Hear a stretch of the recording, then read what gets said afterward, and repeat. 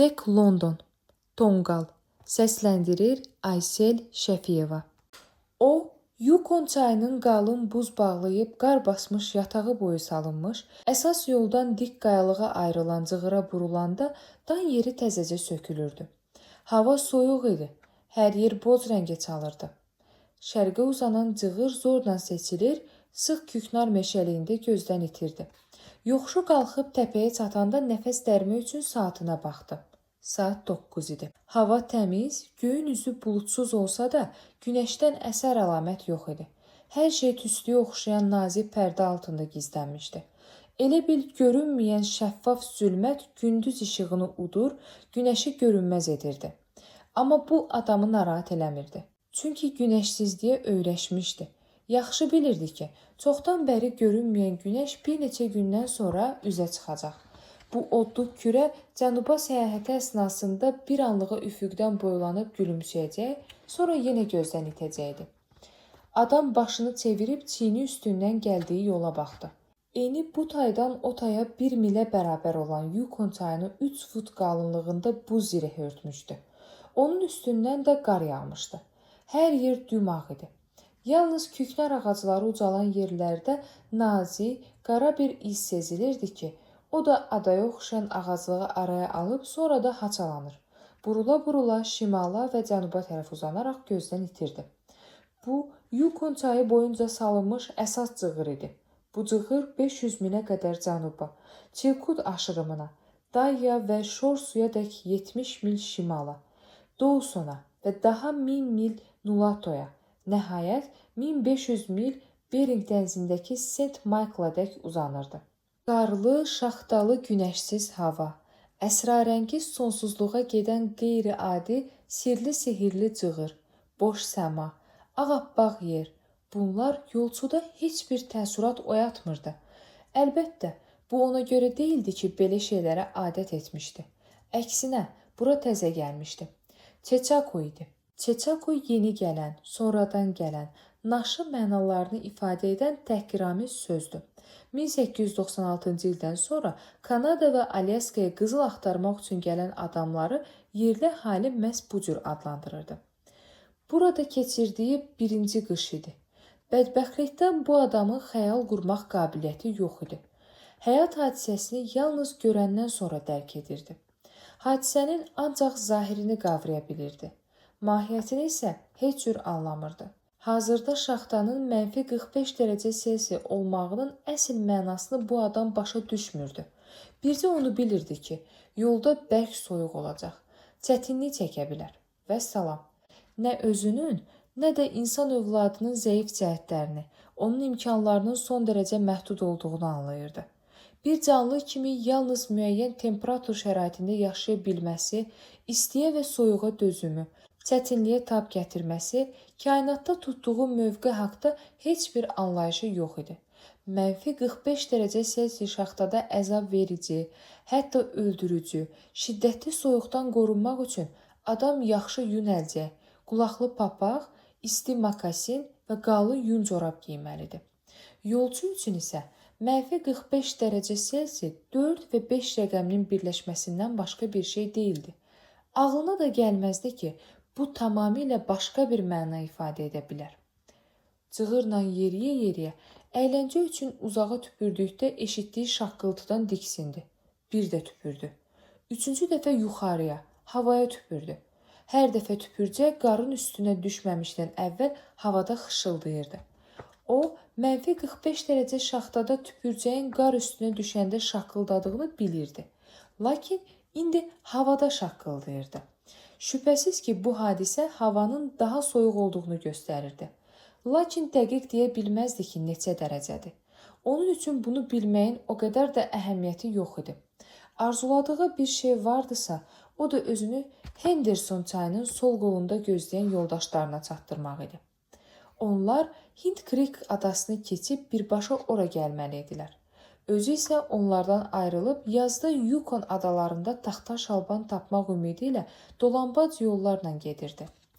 O, saat 6-da düşərgəyə çatmalı idi. Düzdür, bu vaxt artıq qaranlıq düşəcəkdi. Lakin yoldaşları ondan əvvəl çatıb tonqal qalayacaq.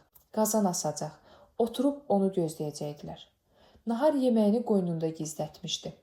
Əli qeyri-ixtiyari döşünün üstünə, kürkü azca qabartmış düyünçəyə tərəf getdi. Şaxta peçenyeni dondurub zay etməsin deyə əl yaylığına sarıyıb köynəyinin altında gizlətmişdi. Yalın bədəninə dəyən qidanı ürəyinin hərarəti ilə hiss edirdi. Bu, yeməyi qorumaq üçün yeganə çarə idi. Arasına qızardılmış donuz əti qoyulmuş ləzzətli peçenya barədə düşündükcə üzünə xoş bir təbəssüm yayıldı.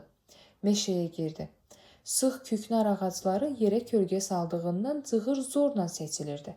Görünür çoxdan bəri buralara nə insan, nə də vəhşi heyvan ayağı dəyməmişdi. Yerdə təzə iz görünmürdü. Köhnə ləpirləri isə 1 fut qalınlıqda qar basmışdı. Yolçu kirşə ilə gəlmədiyinə sevindi. Bu cığırla piyada getmək daha asan idi. Özü ilə bircə nahar yeməyi götürmüşdü. Soyuğun get-gedə bərkidiyini hiss etdikdə çox narahat oldu. Bu yerlərdə soyuqla zarafat etmək olmazdı. Şaxtanın şiddətindən göynəyən burnunu, yanaqlarını əlcəkli əli ilə ovmağa başladı. Uzun saqqalı və qalın bığı heç olmasa çənəsinin altını biraz isidirdi. İri burnu, almacıqları üşüyürdü. Onların hər ikisi qabağa çıxıb sanki şaxtaya meydan oxuyurdu. Yolçunun yanınca yerli cinsdən olan boz rəngli bir haski gedirdi. Şəraitə alışdıqlarından köpəklər çox dözümlü olur. İt hoppana-hoppana yeriyir, ara bir də yolçunun ayaqlarına dolaşırdı. Rəngi, görkəmi və hərarəti ilə canavara oxşuyurdu. Şaxta bərkidikcə heyvanı yaman incidirdi. Hiss edirdi ki, belə havada yola çıxmazlar. Heyvan təhlükəni sövq təbii olaraq adamdan daha tez duyurdu. Soyuq bu saat nə -45 dərəcə, nə -50 dərəcə, heç -55 dərəcədə deyildi. 55-i keçmişdi. Düz -60 dərəcə soyuq vardı. İt isə nə bu hesabları bilir, nə də onun beynində termometr barədə anlayış və təsəvvür vardı. Lakin instinkti onu xəbərdar edirdi. Buna görə də heyvanı dumanlı bir qorxu çulğalamışdı. Yanınca gedən adama şübhə ilə baxır, xırda bir hərəkətini belə gözdən qaçırmamağa çalışır. Bir yerdə düşərgə salıb tonqal qalamağı səbirsizliklə gözləyirdi. Belə soyuqda alovlanıb közərən tonqalın nə olduğunu it yaxşı bilirdi. Tonqal indi həyat deməkdir. Tonqal olmasa, ölümdən canını qurtarmaq üçün qarın altında gizlənib, bədəninin istisi ilə özünü qızdırmalı olacaqdı. İt nəfəs aldıqca burnundan və ağzından çıxan buğ havada kristal toza dönüb üstünə səpilirdi. Elə bil onu qrov örtmüşdü. Ağappaq idi. Adamın isə ağız burnu, qalın bığları və kürən saqqalı buz içində itib batmışdı. Nəfəs aldıqca da buz təbəqəsi qalınlaşırdı. Dodaqların ətrafında buzdan dairə yaranmışdı. Çeynədiyi tütünün suyunu uzağa tüpürə bilmirdi. Nəticədə çənəsində kəhraba rəngində büllur saqqal əmələ gəlmişdi. O tüpürdükcə saqqal daha da uzanırdı. İşte, yolçu qəfil yıxılsa, büllur saqqal şüşə kimi çili-çili olacaqdı. Amma yolçunu bu uzun şey narahat eləmirdi. Bu ərazidə tütün çeynəyənlər buna öyrəşmişdi. Yolçu qabaqlar da 2 dəfə şiddətli şaxtaya düşmüşdü. Ancaq onların heç biri bugünkü şaxtaya çata bilməzdi. Onda soyuq bu qədər bərk deyildi. Belə dəhşətli əzab vermirdi. Həmin vaxt 60-cı mil mədənindəki spirtli termometrlə -45 dərəcə və -48 dərəcə qeydə alınmışdı. Yolçu bir neçə mil meşənin içi ilə yol getdi. Hər yer dümdüz idi. Nə dərə vardı, nə də təpə. Gəlib geniş hamar bir talaya çıxdı. Orada burada qara qonur ləkələr vardı. Talanı arxada qoyub xırda bir çayın qırağına endi. Bu Henderson çayı idi. Buz bağlamışdı.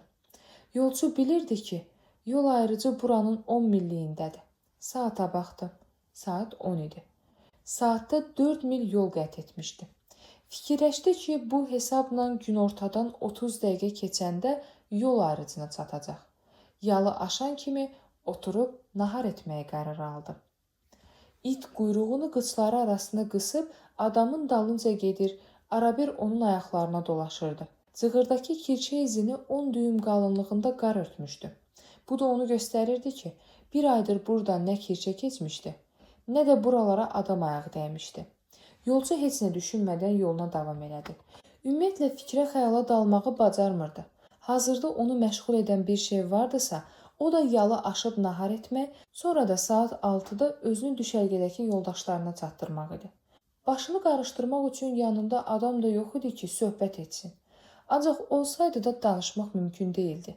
Ağzının ətrafı elə buz bağlamışdı ki, dodaqlarını tərpədə bilmirdi. O da vaxt öldürmək üçün tütün çeyniyir və büyüllür saqqalını uzadırdı. Ömründə belə şaxta görməmişdi.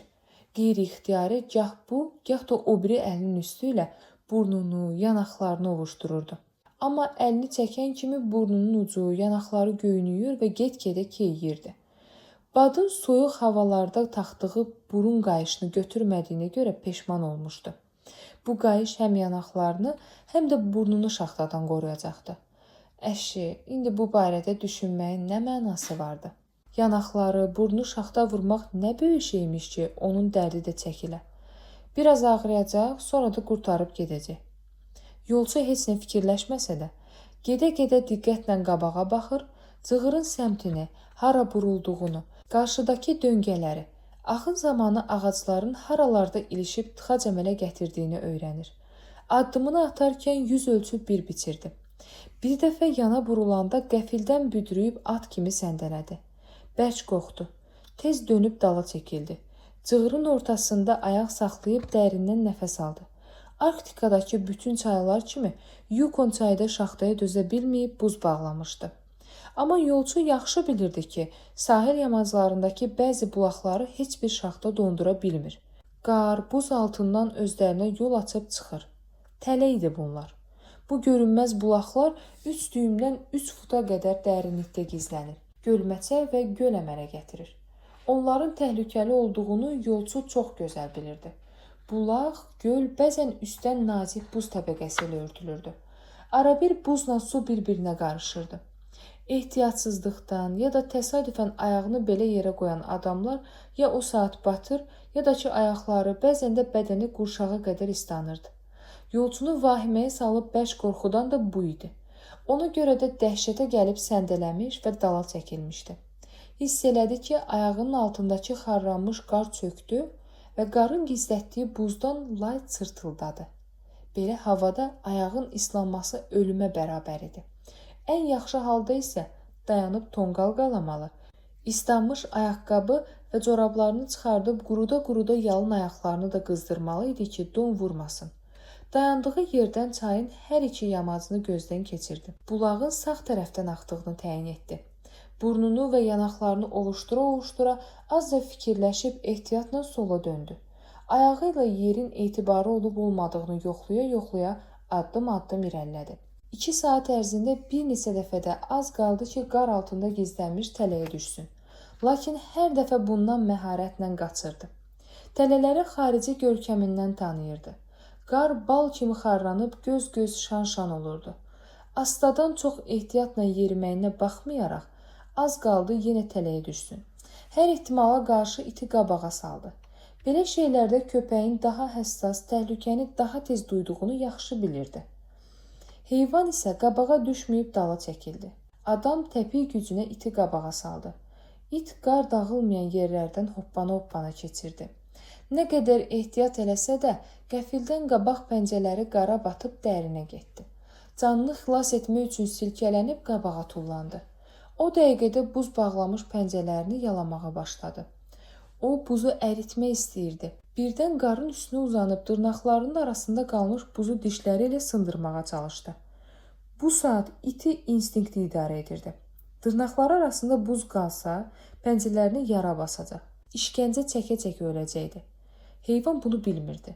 O sadəcə varlığının dərinliyində peyda olan sehirli təlqinə boyun əymişdi. İnsan övladı isə bu şeyləri əsrlər boyu gördüyü şəxsi təcrübə, düşüncə və mühakimə əsasında əldə etdiyindən vaxtında lazımi tədbir görə bildi. Əlcəyini çıxardıb itin dırnaqları arasındakı buzu sındıra-sındıra təmizlədi. Bir neçə saniyədə barmaqları elə keydi ki, özü də məhtəl qaldı. Bax buna əsl şaxta deyərlər. Onunla zarafat etmək olmazdı. Tələsi əlcəyi geydi. Əlini bərkdən döşünə vurmağa başladı. Gündüz saat 12-də hava aydınlaşdı. Qış səyahətinə çıxmış günəş üzünü üfüqdə az da göstərib təzədən gözdən itərək uzaq cənuba yollandı. Elə buna görə də buludsuz, təmiz havada günorta çağı yerə kölgə düşmürdü. Yolçu nə bir dəqiqə tez, nə də bir dəqiqə gec düz saat 1-in yarısında gəlib çay ayrıcına çatdı. Belə cəld piyada getməyinə sevinirdi. Sürəti azaltmayıb bu qayda ilə yeriyə bilsəydi, saat 6-da yoldaşlarının yanında olacaqdı. Əlcəyin birini çıxarıb kürkün düyməsini açdı. Əlini köynəyinin altına salıb yeməyi qoynundan çıxardı. Bu əməliyyat heç 15 saniyə də çəkmədi. Yolçunun barmaqları keyiyib dondu. Əlcəyi geyməyib barmaqlarını bəkdən dizinə, baldırına vura-vura qar basmış bir kötüyün üstündə əyləşdi ki, nahar etsin. Barmaqlarındakı ağrının keçib getməsi onu qorxutdu. Yenə onları bəkdən dizinə vurdu. Əlcəyi geyib, o biri əlindəki əlcəyi çıxardaraq peçenini götürdü. Yemək istədi. Bacarmadı. Dodaqları buz tutduğundan ağzını aça bilmədi. Tonqal qalayıb dodaqlarındakı buzu əritmək yadından çıxmışdı. Bu səfehliyinə gülərkən keyləşmənin qoluna yayıldığını hiss elədi. Digər tərəfdən artıq ayaq barmaqları da ağrımırdı. Bunun nədən belə olduğunu yolçu anlaya bilmədi. Bilmədi ki, bu istidəndir ya keyməkdən. Ancaq barmaqlarını ayaqqabının içində tərpədəndə anladı ki, onlar keyiyib. Tez əlcəyini geyib ayağa qalxdı. Azca qorxmuşdu. Ayaqları qızışsın deyə bərkdən yerə döydü. Şaxta ilə zarafat etmək olmaz deyə düşündü. Deməli, kükürtü bulaqda yaşayan dünya görmüş qoca doğru deyilmiş. Buralarda bərk soyuq olur. Halbuki həmin vaxt qocanı ələ salıb gülmüşdü. İnsan heç vaxt özünə tam güvənməməlidir. O yan bu yanı yox idi. Şaxta amansız idi. Adamın kələyini kəsirdi. Barmaqlarını isitmək üçün xeyli var-gəl edib ayaqlarını yerə döydü. Əllərini oynatdı. Barmaqlarının isindiyini hiss etdikdən sonra azca sakitləşdi. Tonqal qalamağı qərara alıb kibrit çıxartdı. Yaz daşqınlarında sel sahilə çoxlu quru kötü, şaxə və budaq gətirmişdi. Yolçu balaca tonqal qalayıb, ehtiyatla üstünə çör-çöp, şaxə və budaq ata-ata böyütdü. Tonqalın istisi onu uzaqdan vurmağa başladı. O çənəsində, üzündə donan buzu əritdi. Tonqalın kənarında oturub qızına nahar etdi. Az vaxt da olsa canı şaxtadan qurtardı. İt necə sevinirdi. Az qalırdı tonqalın içinə soxulsun. Özünü ocağa elə vermişdi ki, alovun dilləri bir balaca uzansa sözsüz yana bilərdi. Bunu özü də hiss edir, qorxurdu. Naharı qurtarandan sonra çubuğu doldurub ləzzətlə çəkməyə başladı. Əlcəklərini geydi. Qulaqlarını qulaqlığın altında gizlətdi. Şərfi boynuna sarıyıb möhkəm düyünlədi. Çayın sol kənarı ilə yola düzəldi. İt tonqaldan ayrılmaq istəmirdi. Narazılıqla zingildiyib geri çəkilir, az qalırdı odun içinə girsin. Yolçu isə nə soyuğun fərqinə varır, nə də onun törədə biləcəyi fəlakəti başa düşürdü. Çox güman ki, onun ulu babaları da əsl soyuğun, havanın mənfi 60 dərəcə olmağının nə olduğunu bilməyiblər. İt isə bilirdi. Əsrlər uzunu onun cinsi bunu bilirdi. Bu his ona ulu babalarından miras keçmişdi. İt bilirdi ki, belə soyuqda yola çıxmazlar. Çöldə gəzməzlər. Belə havalarda it damında sərilib yatarlar. Təsadüfən çölə düşdükdə isə yumrulanıb qarın altında gizlənərlər. Yalnız soyuq, şaxta sovuran hüdudsuz, əngin səmanın mavi rəngi dəyişəndə, göy üzünü başdan başa boz buludlar örtəndə daldalanacaqdan çıxırlar.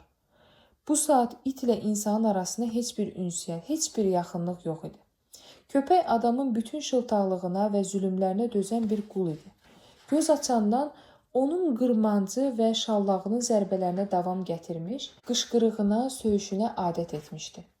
Adam çox vaxt boğazının yoğun yerinə salıb onu söyə-söyə, hədə-qorxu gələ-gələ amansızca şallaqlayırdı. Bunların qorxusundan heyvan indi hiss etdiyi təhlükəni insana başa salmaq istəmirdi. İnsan övladının başına nə gələcəyi onun vecinə deyildi. O yalnız canının hayında idi. Buna görə də tonqaldan ayrılmaq istəmir, özünü ona tərəf verirdi. Yolçu fit çalıb qırman zərbəsini xatırladan bir səslə itin üstünə elə qışqırdı ki, heyvan cəld onun dalınca düşdü. Adam ağzına bir çimdik tütün atıb çeynəməyə başladı. Elə bil təzədən buzdan kəhraba rənginə çalan saqqal düzəltmək istəyirdi. Nəfəsindən əmələ gələn qırov bir anda bığını, qaşlarını və kirpiklərini örtdü. Yarım saat ərzində Henderson çayının sol kənarı boyunca bir dənə də olsa bulağa rast gəlmədi. Heç bir əlamət görmədi. Lakin bulaq əlaməti olmayan bir təpəni keçərkən hamar yerdə birdən yumuşaq, qalın qara batdı. Dərinə getməkdən qorxaraq yolçu özünü yığışdırıb zorla kənara tullandı. Amma iş işdən keçmişdi. Dizə qədər islanmışdı. Hiddətlənib taleyindən şikayətləndi. Qara bəxtini söydü. O ümid edirdi ki, saat 6-da düşərgədə yoldaşlarının yanında olacaq. İndi isə ayaqqabılarını qurutmaq üçün dayanıb təzədən tonqal qalamalı idi. Buna da azı 1 saat sərf edəcəkdi. Belə şiddətli soyuqda təbii ki, yaş ayaqqabıda yerimək olmazdı. O bunu yaxşı bilirdi. Yamacla üzü yuxarı dırmandı. Cavan küknar ağacları olan yerdə kolların arasında yaxşı quru yarpaq, şaxə, ötən ildən qalma ot, çörçöp, çubuq vardı. Qalayacağı tonqal üçün münasib yer seçməli idi ki, qar əriyib ocağı söndürməsin. Qarın üstünə bir neçə dənə yoğun şaxə qoydu. Cibindən qovu çıxarıb kibritlə alışdırdı. Sonra onu yoğun şaxələrin ortasına qoydu. Üstünə quru ot, nazik çubuq, çörçöp tökməyə başladı. Qəfildən ocaq sönməsin deyə çox ehtiyatla astadan hərəkət edirdi. Ocaq get-gedə alışır, ətrafa zəif isti yayırdı. Yolçu ocağa daha bir iri budaq və şaxə atdı. Onu da bilirdi ki, bu işdə çox da yubanmaq olmaz. -60 dərəcə Selsidə adamın ayağı islanarsa, vaxt itirmədən ocaq qalamalı, tez əlac etməlidir. Əgər yarımca mil cığırla qaçmaqla qan dövranını bərpa edib canını xilas edə bilsəydi, o saat dabanına tüpürərdi. Təəssüf ki, -60 dərəcə şaxtada gölməçədə suya batıb don vurmuş yaş ayaqda qan dövranını yüyürməklə qaydaya salmaq mümkün deyildi. Belə vaxtda adam nə qədər cəld qaçsa da əhəmiyyəti yox idi. Əksinə, belə etdikdə islanmış ayaq daha tez və daha bərk donacaqdı. Yolçu bunları bilirdi. Kükürtü bulaqda yaşayan təcrübəli qoca hamısını hələ payızda ona demişdi. Əgər qocanın hələ o vaxt verdiyi məsləhətə əməl etsəydi, indi canını birtəhər qoruyardı. Ayaqları artıq keymişdi. Əlcəklərini çıxardı ki, ocağı qalasın. Barmaqları bir anda keyidi. Saatda 4 mil yol qət etməklə o ürəyini var gücü ilə işləməyə vadar etmiş, damarlarının normal işləməyini təmin etmişdi. Adam ayaq saxlayan kimi qan dövranı zəiflədi. Şimal qütbünün şiddətli soyuğu var qüvvəsi ilə yer kürəsinin bu müdafiəsiz hissəsinə hücum çəkdi. Aciz, yazıq, əlindən heç nə gəlməyən insan övladı isə bu dözülməz soyuğa davam gətirib mənzil başına çatmalı idi. Təəssüf ki, onun damarları sustalır, qanı soyuyurdu. Qan adamın yanınca yeriyən it kimi canlı idi. O da it və bütün canlılar kimi amansız soyuqdan qorunmağa çalışırdı. Adam saatda 4 mil yeridikcə qan istər-istəməz bədənin üst hissəsinə, əzaların qurtaracağına axırdı. Elə ki, ayaq saxlayırdı, qan özünü qorumaq üçün bədənin üst hissəsindən qaçıb daha dərində gizlənirdi. Qan axınının dayandığını birinci əl və ayaq barmaqları hiss elədi. İslanmış ayaqları o anda şaxta vurdu. Ürüyən əllər isə keyidi. Ancaq onları hələ don vurmamışdı. Yanaqları, burnu da donmuşdu. Qan dövranı kəsildiyindən bədəni təpədən dırnağa üşüyürdü. Lakin adam ümidini tamamilə üzməmişdi. Güman edirdi ki, ocaq alışandan sonra ölümdən qurtaracaq. Burnunu, yanaqlarını, əl-ayaq barmaqlarını donun vurması o qədər də qorxulu olmayacaq. Ocağa daha iri budaqlar atıb yandırırdı. Birazdan isə qol, baldır yoğunluğunda şaxələr, daha sonra isə kötük yandırmalı olacaqdı. Həmin vaxt o islanmış ayaqqabısını çıxarıb ocağın qırağında oda yaxın qoyacaq, onlar quruyana dək çılpaq ayaqlarını alovda isidəcəkdi. Həm də qarla o ki var ovuşduracaq, bununla da hər şey düzələcəkdi. Tonqal getdikcə qızışır, alov göylərə ucalır. Ətrafa qığılcım saçılırdı. Yolçu ölümdən canını qurtarmışdı. Kükürtü bulaqdakı dünya görmüş qocanın sözlərini və məsləhətini xatırlayıb gülümsədi. Qoca çox sakit danışırdı. Lakin inadla təkid edirdi ki, şaxta -45 dərəcə olanda heç kəs Klondike'dan tək yola çıxmamalıdır. İddia edirdi ki, bu qanundur. Bəs qocanın o qanunu indi harda qaldı? Yolçu tək başına belə şaxtada burdadır. Başına 50 cür həngamə gələndən sonra hələ də sağ-salamatdır. Özü də ocaq qırağında oturub isinir. Tək başına, heç kəsin köməyi olmadan ölümü məğlub edib. Dünya görmüş qocalar deyə o düşündü. Lap arvaxt kimi qorxaqdılar. Adam özünü itirməsə başına heç nə gəlməz. Əsl kişi bundan da pis havada tək yola çıxar, hələ biraz da o yana gedər. Ancaq qəribədir. Yolçu bunları düşünərkən burnu, yanaqları həyat əlamətini itirmişdi. Qətiyyən ağlına gəlməzdi ki, barmaqları bu tezlikdə donar. Onlar cansız idi. Nə tərpənir, nə şaxəni tuta bilirdi. Sanki bədənindən, varlığından ayrılıb çox uzaqlara getmişdi. Şaxədən yapışanda onu tutduğunu hiss etmirdi. Yalnız gözləri ilə gördükdə bu həqiqəti anlayırdı. Barmaqları ilə bədəni arasında əlaqə itmişdi. Amma bunun o qədər də əhəmiyyəti yox idi. Tonqal gözü qarşısında anbaan güclənir, şaxələr yanıb közərir, çör-çöp, nazik budaqlar çırtıldayır, yan yörəyə qığılcım sıçrayırdı. Alov dilləri asimana ucalırdı. Yolçu makasinin bağını açmağa başladı. Bağ buz bağlamışdı. Dizinin gözünə qədər çəkdiyi Almaniyada toxunmuş qalın yun corabı elə donmuşdu ki, baldırını darısqal, dəmir qəlib kimi sıxırdı. Makasinin bağı isə od içinə düşüb qarsalanıb büzüşmüş, körranmış polad məftilə oxşuyurdu. Yumağa dönmüşdü. Don vurmuş barmağı ilə bağı yoxladı. Ancaq bunun mənasız olduğunu başa düşüb bıçağı çıxartdı. Bağı hələ kəsməmişdi ki, gözlənilmədən fəlakət baş verdi. Buna da özü günahkar idi. Daha doğrusu hər şey dərindən dərk etmədiyindən səhvə yol vermişdi. Tonqalı küknar ağacının altında yox, açıq yerdə qalamalı idi. O bunu ona görə etmişdi ki, yaxınlıqdakı kolluqdan quru çubuq və budaq qırıb birbaşa tonqala atmaq asan idi. Altında ocaq qalanmış küknar ağacının iri şaxələrini qalın qar basmışdı. Bir həftədən çox idi ki, külək əsmədiyindən budaqların üstündə qar qalaqlanıb qalmışdı. Yolçu hər dəfə kollardan budaq və çubuq sındırdıqda küknar ağacı astadan tərpənir, qar tökülürdü. Yolçu isə bunun fərqinə varmırdı. Əslində bu hərəkət o qədər zəif olurdu ki, qorxulu bir şeyin baş verə biləcəyi ağlına belə gəlmirdi. Yuxarıdakı budaqlarda olan qar nopaları birdən aşağıdakı budaqların üstünə düşüb, onları elə silkələdi ki, ağacın gövdəsi, qol budağı lərzəyə gəldi. Yer-yerdən qar tökülməyə başladı. Adam da, tonqal da qar uçqunu altında qaldı. Od söndü. Biraz əvvəl tüstü və alov qalxan yerdə təzə qar təpəsi ucaldı. Yolçu dəhşətə gəldi. Öz ölüm hökmünü eşitmiş adamlar kimi oturduğu yerdə mıxlanıb qaldı. Gözlərini qar altında itmiş tonqala dikdi. Birdən özünü ələ almağa çalışdı. Kükürtü bulaq olan yerdə yaşayan qocaya indi haqq verdi. Yanında yol yoldaşı olsaydı, bu qədər çıxılmaz vəziyyətdə qalmazdı. Təzədən tonqal qalayardılar. Nə etmək olardı? İstər-istəməz özü yenidən ocaq qalamalı idi. Elə etməli idi ki, bir daha səhvə yol verməsin. Tonqal qalaya bilsəydi də əzalarını bərk don vuracaqdı. Ayaq barmaqlarının bir neçəsini sözsüz itirəcəkdi. Tonqal qalamaq da xeyli vaxt alacaqdı. Başından bu fikirlər keçdiyi halda işə girişdi. Təzə tonqal üçün açıq bir yer seçdi. Kolluqdan quru ot və nazik çubuq yığdı. Barmaqları tərpənmədiyindən çubuq və quru otu ovucuları ilə qamarlayıb daşıdı. Onların arasında kara gəlməyən çürümüş budaq, yaş mamır parçaları da vardı. O indi yalnız bacardığını edir. Dayanmadan əlləşir. Hətta iri budaq, yoğun şaxə də yığırdı ki, tonqal yaxşı alışanda ora atsın.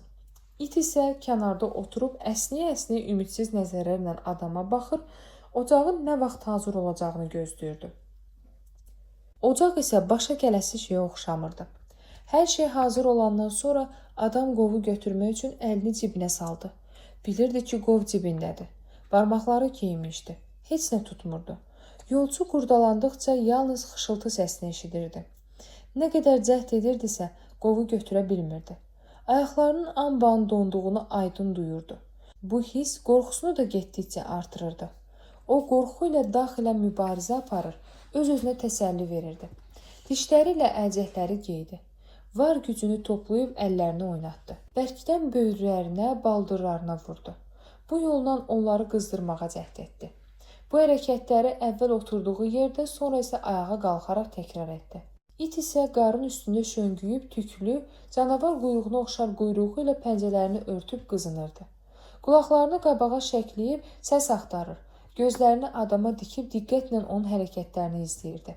Yolçu qollarını oynadıb ovuclarını baldırlarına vurduqca bədəninin dərinliklərindən istinin üzü yuxarı qalxdığını, dərisinin altına yayıldığını aydın hiss edirdi. O, tüklü dəridə qarın üstündə arxayınlıqla şöngümüş köpəyə paxıllıq edirdi.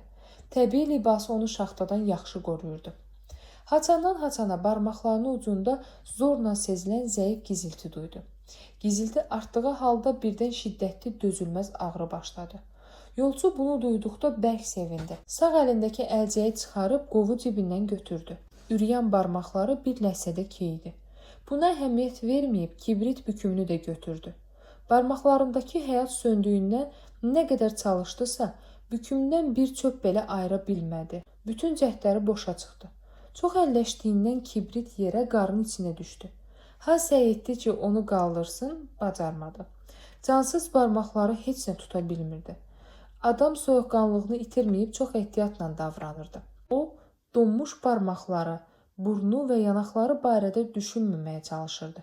Ümumiyyətlə bu fikri başından qovmağa səy edirdi. Bütün fikri, diqqəti kibritin yanında idi. Əlinin hərəkətini nəzərləri ilə izləyirdi. Hiss etmə qabiliyyətini itirdiyindən bütün duyğularını gözlərində cəm etmişdi. Kibrit bükümünü barmaqları arasında görəndə daha da bərk yapışmaq istədi. Təəssüf ki, barmaqları ona tabe olmadı. Arzusu boşa çıxdı. Əlcəyi təzədən sağ əlinə geyib bərkdən baldırlarına vurmağa başladı. Aradan xeyli keçmiş kibrit bükümünü bir lopa qarla bərabər qaldırıb dizinin üstünə qoydu. Amma vəziyyət dəyişmədi. Xeyli çalışıb çabalayandan sonra kibrit bükümünü birtəhər biləkləri arasında sıxdı. Yavaş-yavaş ağzına yaxınlaşdırdı. Qeyri-insani bir səylə ağzına açanda şaqqıltı ilə buz sındı. Alt dodağını qabağa uzatdı. Üst dodağını qaldıraraq yuxarı dişləri ilə bükümdən bir kibrit çöpü ayırmağa çalışdı. Zor bəla ilə bu arzusuna çatdı. Lakin çöp dizi üstə düşdü. Vəziyyəti təzədən ağırlaşdı. Ha əlləşdi, çöpü qaldıra bilmədi. Axırda belə çıxış yolu tapdı. Çöpün birini birtəhər dişi ilə tutub şalvarına sürtməyə başladı. Bu hərəkəti 20 dəfə təkrar edəndən sonra çöpü zorla alışdıra bildi. Alov qalxanda ağzını qova yaxınlaşdırdı. Yanan kükürdün acı tüstüsü ağzına, burnuna dolub ciyərlərinə getdi. Məcbur öskürdü və kibrit qarın içinə düşüb söndü. Kükürtü bulaqda yaşayan dünya görmüş qoca doğrudan da haqlıymış. Yolçu həyəcanla fikirləşdi. Şaxta -45 dərəcədirsə, yola tək çıxmaq olmaz. Yanında yol yoldaşın olmalıdır. Əllərini təzədən baldırlarına nə qədər vurub döyəclədisə, bir daha hərəkətə gəlmədi. Dişləri ilə əlcəkləri çıxardıb, ürüyən biləkləri ilə kibrit bükümündən yapışdı. Əzələləri hələ donmadığından, onların köməyi ilə kibrit bükümünü bərk sıxdı. Sonra çöplərin hamısını birdən şalvarına sürtdü. 17 kibrit çöpü qəfildən alışıb, ətrafa göz qamaşdırıcı alov saçdı. Havada onu söndürə biləcək meh yox idi. Buna görə də yolçu narahat olmaya bilərdi. O, üz-gözü yanmamaq və acı boğucu tüstüdən boğulmayıb, rahat nəfəs almaq üçün başını yana çevirdi. Alışmış kibrit bükümünü qova yaxınlaşdırdı. Elə bu vaxt biləyinin yandığını hiss etdi. Sanki od üstündə yanan kabab iyi onu vurdu. Yanğının dəridə yox, hardasa içərlərdə, dərisinin altında baş verdiyini anladı. Dözülməz ağrı başladı. Dişlərini qızırdaraq, od saçan kibriti yöndəmsiz bir halda qova bastı. Lakin əli alovun qabağını tutduğundan ocağın alışmasına mane oldu. Axırda dözə bilməyib əllərini açdı. Alışıb yanan kibrit bükümü qarın içinə düşüb cızıldadı. Amma qov alovlandı. Yolçu vaxt itirmədən quru ot və nazik çubuqları tez onun üstünə atmağa başladı. Barmaqlarını və əlini tərpədə bilmədiyi üçün qabağına gələni biləkləri arasına qamarlayıb ocağa tökdü. Çubuqları ilişmiş yaş yosun və iri ağac parçalarını dişləri ilə kənara atırdı. Yöndəmsiz tərpənsə də alovu çox ehtiyatla qoruyurdu. Alov həyat deməkdir. Sönməməli idi. Qanı bədənindən çəkildiyindən canına üştümə düşdü. Getdikcə əfəlləşirdi. Gözlənilmədən iri yaş yosun parçası təzəcə qızışan ocağın üstünə düşdü. Yosunu barmaqları ilə qaldırmaq istəyəndə Əli titrəyib əsdi. Yosun elə dərinə girdi ki, ocağı dağıtdı. Alışmış quru ot və nazik çubuqlar yan yörəyə səpələndi. Ha cəhd etdi, amma onları daha bir yerə toplaya bilmədi. Bütün səyləri boşa getdi. Aramsız titrəyən əli balaca tonqalı daha da dağıtdı. Ətrafı səpələnmiş kösövlər acı-acı tüstülənirdi. Adam ümidsiz bir nəzərlə tonqal olan yerə baxdı. Dağılıb sönmüş ocağın qırağında qar üstündə şöngümüş iti gördü. İt belini donqarladıb həyəcanla qurcalandı. Pəncəsini qaldırıb qoydu. Nə isə olacaqmış kimi adama baxdı. Onu gözdən qoymamağa çalışdı. İti gördükdə adamın beynində amansız bir fikir oyandı. Yadına çovuğuna düşmüş bir nəfərin yanındakı öküzü kəsib qarnına girməklə canını qurtarmaq barəsində eşitdiyi əhvalat düşdü. O da iti öldürüb əllərini onun isti qarnına soxmaq, bununla da keymiş barmaqlarını açmaq, sonra da təzədən tonqal qalmaq istədi. İti xoş dillə yanına çağırdı ki, aldadıb tutsun. Səsindəki istirab, qəribə ifadə heyvanı ürkütdü. İnsan övladı indiyə qədər bir dəfə də olsun onunla bu dildə danışmamışdı. Bu gözlənilməz xoş rəftar iti şübhələndirdi. İnstinkti ona arada nəyinsə olduğunu, daha doğrusu təhlükəli bir şeyin baş verə biləcəyini dedi. Əsl təhlükənin nə olduğunu bilməsə də, beyninin haralarındasa insana qarşı gizlənmiş dumanlı qorxu oyandı. İt adamın səsinin ehtizazından qulaqlarını salladı. Əsəbi halda qurcalandı. Lakin yerindən tərpənmədi. Adama yaxınlaşmadı. Yolçu bunu gördükdə yerə çöküb dizləri və əlləri üstündə itə tərəf süründü. Bu qeyri-adi davranış heyvanı daha çox qorxutdu. Şübhəsini daha da artırdı. Özünü həyəcanla yana atdı. Adam bir anlığa qar üstündə oturub özünü sakitləşdirməyə çalışdı. Sonra dişləri ilə əlcəklərini geyib qalxdı.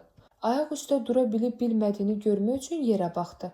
Çünki donub keymiş ayaqları heç nə hiss etmirdi. Adamın ayağa durduğunu gördükdə itin şübhəsi yoxa çıxdı. Adam həmişəki kimi hökmlə danışmağa başladı. Bu zəhimli səs itə şallağı xatırlatdı. O dəqiqə itaət edib ona yaxınlaşdı. İt artıq əl çatacaq məsafədə olanda adam özünü saxlaya bilmədi. Əlləri qeyri-ixtiyari heyvana tərəf uzandı. Əllərinin yapışmaq, tutmaq qabiliyyətini itirdiyini gördükdə məətəl qaldı. Barmaqları qatlanmırdı. Elə bir oynaqları yoxa çıxmışdı. Nə də onlarda bir hissiyat qalmamışdı. O unutmuşdu ki, barmaqları donub. Şaxta get-gedə daha dərinə, bədəninin içərilərinə işləyirdi. Adam birdən cəld hərəkətlə iti qamarlayıb, qolları arasına elə saldı ki, heyvan göz açmağa, qaçıb qurtarmağa macal tapmadı. Bunların hamısı bir anda baş verdi. Adam qarın üstündə əyləşib, var qüvvəsi ilə iti bağrına bastı. Heyvan zingildiyə-zingildiyə çırpınaraq xilas olmağa can atırdı. Adam isə onu buraxmaq fikrində deyildi. Lakin dərk edirdi ki, iti öldürməyə gücü çatmayacaq. Bunu etməyə imkanı da yox idi. Nə gücdən düşmüş əli bıçağı heyvana sanca bilər, nə də donmuş əlləri iti boğa bilərdi. İstəməsə də heyvanı buraxdı. O da quyruğunu qıçları arasında qısıb zingildiyərək qaçdı. Yalnız 40 fut gedəndən sonra dayanıb qulaqlarını qabağa tərəf şəklədi. Şübhə, qorxu dolu nəzərlərlə adama baxdı. Adam yan yörəsinə nəzər salıb gözləri ilə əllərini axtardı. Dirsəkdən biləyə qədər olan hissəni zorla sezə bildi. Orada nə isə sallanmışdı. Yerində olub olmadığını görməyə nə qədər çalışdısa, bütün hisslərini gözlərinə cəm etdisə də heç nə çıxmadı. Hiss etmək üçün gözlərinə ehtiyac olduğunu dərk etdikdə adam sarsıldı. Qollarını var qüvvə ilə oynatmağa, əlcəkli əllərini baldırlarına vurmağa başladı. Əllərini bu minvalla 5 dəqiqə oynatmışdı ki, ürəyi var gücü ilə işləyib damarlar dolusu qanı bədəninin hər yerinə yeritdi. Bununla yolçunu çulğalamış üşütmə keçib getməli idi. Amma bütün cəhdlərə baxmayaraq əlləri nə tərpənir, nə də bir şey hiss edirdi. Adama elə gəlirdi ki, biləklərindən ağır daş sallanır. Nə qədər çalışdı ki, bu duyğunun haradan gəldiyini anlasın, heç nə çıxmadı. Heç bir şey başa düşə bilmədi. Ölüm qorxusu dumanlı bir halda onu çulğaladı. Bu qeyri-müəyyən qorxu bir anda işgəncəyə, əzab verici duyğuya çevrildi. Məsələ indi artıq əl ya ayaq barmaqlarını şaxta vurmaqda, yaxud əllərindən ya ayaqlarından məhrum olmaqda deyildi. Həyatla ölüm üz-üzə durmuşdu. Üstünlük isə hər cəhətdən ölümə məxsus idi. Xilas olmağa zərrə qədər ümid yox idi. İşin bu yerə çatması onu dəhşətə gətirdi. Təlaşla dönüb çayın yatağında qar basmış, zorla seçilən cığırla qaçmağa başladı. İt də dalınca yüyürdü. Adam kör-körənə tamamilə məqsədsiz, heç nə dərk etmədən qaçırdı. Onu qaçırdan bir şey vardısa, o da indiyə kimi heç bir zaman dərk etmədiyi ölüm qorxusu idi. Bu qorxu adamı sarsıtdı. Birdən gücü tükəndi. Artıq qaça bilmədi. Büdrüyə-büdrüyə, qara bata-bata, ətrafdakı şeylərə ürkə-ürkə baxa-baxa astadan yeridi. Çayın hər iki kənarında yerdə ağac, kötük kiplənib tıxac əmələ gətirmişdi. Meşəliyi, başın üstündəki göy qübbəsini zorla dərk edirdi. Biraz əvvəl yürüməyi ona yaxşı təsir eləmişdi. Azca özünə gəlmişdi. Daha üşüyüb titrəmirdi. Yürə bilsəydi, yəqin ki, ayaqları dirçələrdi. O da qaçıb özünü düşərgəyə, onu orada gözləyən yoldaşlarına çatdırardı. Şübhəsiz sifətinin müəyyən hissəsi ömürlük şikəst qalacaqdı. Düşərgədə yoldaşları tez tədbir görüb bədənin qalan hissəsini ölümdən xilas edərdilər. Eyni vaxtda başqa bir fikir beynində aramsız cərəyan edirdi. O da bu idi ki, heç bir zaman düşərgəyə yoldaşlarının yanına çatmayacaqdı. O ümumiyyətlə qaça bilməsinə təəccübləndi. Çünki ayaqları tamamən keymişdi. Ayaqlarının bədəninin ağırlığını necə daşıdığını və onların yerə necə toxunduğunu hiss etmirdi. O sanki yerə dəymədən havada rəvan şəkildə süzürdü. Bir dəfə hardasa qanadlı Merkuri görmüşdü. Fikirləşdi. Görəsən Merkuri də həmin hissləri keçirmişdimi? Düşərgəyə, yoldaşlarının yanına çatmaq planının bircə qüsuru var idi. Daha taqəti qalmamışdı. Ayaqları tez-tez sürüşüb yerdən qaçır, büdrəyən qıçları bir-birinə dolaşırdı. Axırda davam gətirə bilməyib qarın üstünə sərildi. Ha cəhd etdi ki, qalxsın, bacarmadı. Azca dincəlməyə qərar aldı. Sonra qalxıb addım-addım yoluna davam edəcəkdi. Nəfəsini alanda ona elə gəldi ki, canı qızındı. Dikəlib oturdu. Daha üşümürdü. Hətta elə hesab elədi ki, xoş bir istili əvvəl sinəsinə, sonra da bütün bədəninə yayılır. Yanağını və burnunu əlləşdirdi. Başa düşdü ki, onlar hiss etmə qabiliyyətini artıq itirib. Qaçmağın onlara heç bir köməyi olmayıb. Bədənin donmuş hissələrinin get-gedə şişib böyüyəcəyini fikirləşəndə az qalırdı ki, ağlını itirsin. Bu fikri özündən uzaqlaşdırmağa, unutmağa, tamamilə başqa bir şey barədə düşünməyə çalışdı. O başa düşürdü ki, bu fikir onu öldürə bilər. Qorxurdu ki, onun təsiri altına düşər. Özünü xilas edə bilməz. Fikir isə onu tərk etmirdi. Get-gedə beynini deşirdi. Bu fikir o vaxta qədər davam etdi ki, bədəni tamamilə keyləşdi. Artıq hər şey bitmişdi. Lakin adam vəhşi bir səylə, dəlicəsinə təzədən cığırla qaçmağa cəhd etdi. Bacarmadı. Addım-addım yeriməyə vadar oldu. Donub tamamilə qaxac olmaq qorxusu onu yürüməyə məcbur etdi. Onu bu fikir qovurdu. Gah yeriyir, gah da yüyürürdü. İt də insanı bir an belə gözdən qoymurdu. Adam ikinci dəfə yıxılanda it gəlib onunla üzbəüz çöməldi. Qabaq pəncələrini şələ quyruğu ilə örtdü. Ehtiyatla, həm də diqqətlə gözlərini sahibinə dikdi. Heyvanın isti dəri altında salamat qalması adamı bərk qəzəbləndirirdi. Acığından itə ağzından çıxanı dedi. İt günahkar kimi üzr istəyirmiş kimi qulaqlarını salladı. Elə bu vaxt adamı yenə üşütmə tutdu və anbaan şiddətləndi. Şaxta onu elə tənd etmişdi ki, özündə deyildi. Soyuq var gücü ilə hər tərəfdən canına soxulurdu. Bunu başa düşdükdə adam özünü qalxmağa, qabağa yürüməyə məcbur etdi. Lakin 100 fut qaçmamışdı ki, sarsılıb kəlləsi üstə yerə gəldi. Bu onu çulğalayan axırıncı və ən dəhşətli vahimə idi. Nəfəsini dərib birtəhər özünə gələndə dikəlib qarın üstündə əyləşdi. Ölümü qürurla, kişi kimi qarşılamağı qərar aldı və buna hazırlaşdı. Əlbəttə, o bunu özlüyündə bizim yazdığımız ifadələrlə deyib danışmırdı. Düşünürdü ki, bundan da böyük axmaqlıq olar ki, başı kəsilmiş toyuq kimi o yan bu yana qaçasan. Heç nə də əlindən gəlməsin. Nədənsə bu müqayisə indi ağlına gəlmişdi. Nə etmək olar? Düz deyiblər. 1000 fikir bir borcu ödəmir. Madam ki, əcəl yetişib, donub ölmək də olar. Yaxşısı budur ki, ölümü mərd-mərdanə qarşılayasan. Bu fikir onu sakitləşdirdi. Yatmaq istədi. Yuxusu da gəldi. Nə yaxşı olardı adam yatdığı yerdə öləydi. Elə bir bihuşdarı eləmişdi.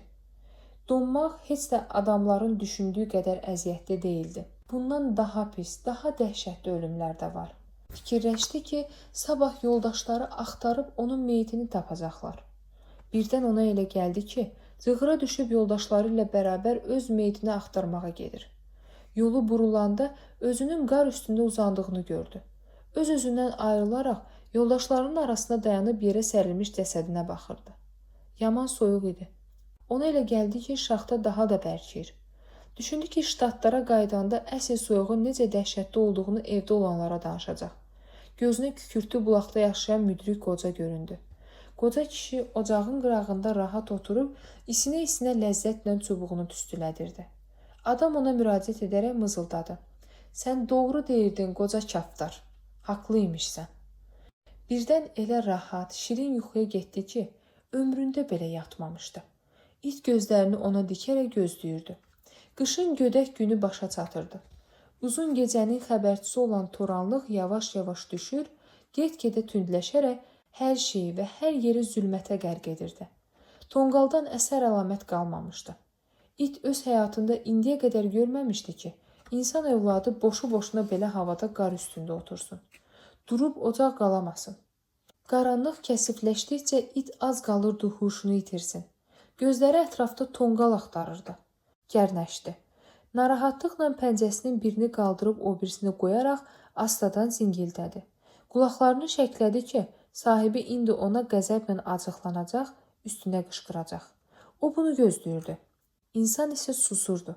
İt daha bərkdən zingildədi. Özünü yığışdırıb adama yaxınlaşdı. Ona sığındı. Ölümün baş verdiyini anlayanda vahimə ilə geri çəkildi. Tükləri biz-biz olmuşdu. Azca yubandı. Ulduzlara baxdı. Bərkdən uladı. Ulduzlar isə şəfəq saça-saça parıldayıb sanki rəqs edirdi. Sonra birdən götürüldü. Qar basmış cığırla düşərgəyə tərəf qaçdı. Orada ona yal və sığınacaq verəcək başqa adamlar var idi.